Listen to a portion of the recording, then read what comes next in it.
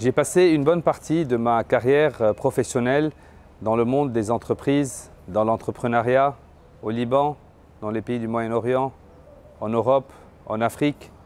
J'y suis toujours, mais je suis très fier aujourd'hui de porter cette casquette d'entrepreneur, parce que c'est une casquette qui reste gravée dans le cœur, mais aujourd'hui une casquette dont je suis très fier et qui est beaucoup plus un message qu'une casquette, qui est aujourd'hui être fièrement doyen de la faculté de gestion et de management.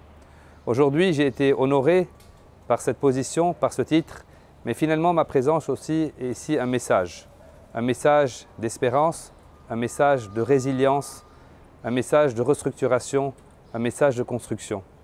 Aujourd'hui, je suis de ceux qui pensent qu'aujourd'hui, les deux seuls piliers qui restent pour reconstruire notre pays sont l'éducation et sont les jeunes.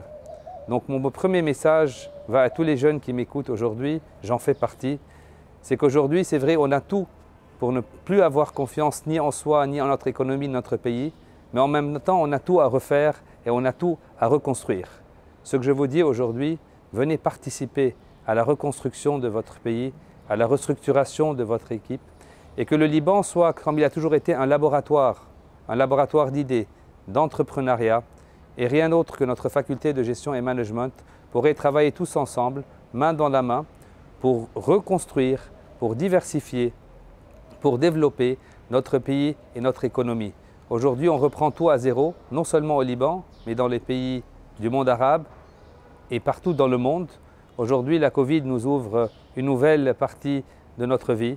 On a besoin de gestion, on a besoin d'innovation, on a besoin de créativité. Et tous ensemble, comme une grande famille de la FGM, on est prêt à le faire main dans la main. Donc aujourd'hui, c'est un choix stratégique. Et un des plus grands choix stratégiques, c'est de rester, croire dans notre pays, croire en soi, croire en son développement, croire en sa diversification.